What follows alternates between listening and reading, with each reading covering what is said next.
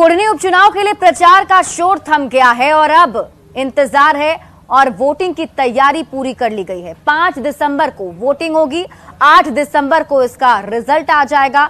हालांकि इस चुनाव में महागठबंधन, एनडीए, वीआईपी और एआईएमआईएम सहित 13 उम्मीदवार चुनावी मैदान में हैं, लेकिन मुख्य मुकाबला महागठबंधन और एनडीए के बीच है। दोनों ही गठबंधनों के बीच प्रतिष्ठा की लड़ाई है। दोनों इसे 2024 के लोकसभा चुनाव का सेमीफाइनल मान रहे हैं।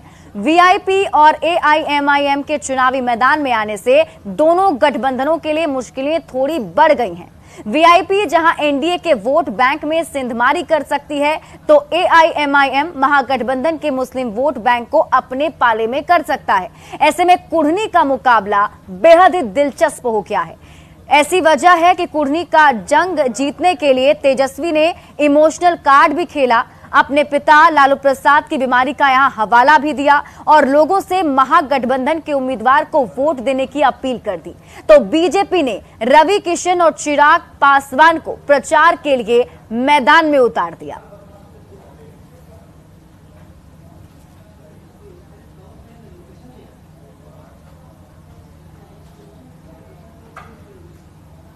अब आप ये समझिए कि क्यों दिलचस्प है कुढ़नी का ये महामुकाबला।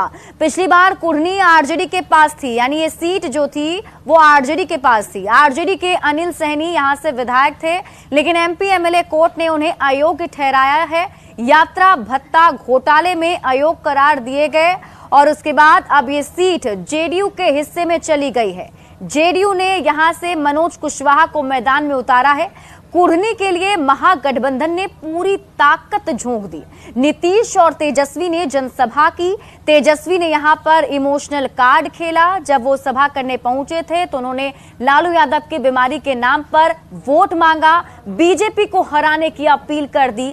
तो वहीं बीजेपी ने चिराग पासवान से चुनाव प्रचार कराया। रवि किशन ने भी बीजेपी के लिए वोट मांगे। 2020 आरजेडी यहां से जीती थी, बीजेपी यहां पर सेकंड पोजीशन पर रही थी। बीजेपी उम्मीदवार को 712 वोट से यहां पर हार मिली थी। बीजेपी ने केदार गुप्ता पर एक बार फिर से दांव लगाया है। 2015 में केदार गुप्ता ने जीत हासिल की थी और उस वक्त जेडीयू उम्मीदवार मनोज गुप्ता को उन्होंने हरा दिया था।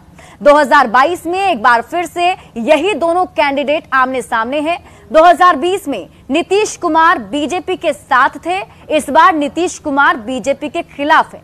कुढ़नी का मुकाबला इसलिए इस बार बेहद ही दिलचस्प हो गया है क्योंकि यहां पर बहुत सारी चीजों का बदलाव हो चुका है। ऐसे में देखना होगा कि अब कुढ़नी किसकी होती है।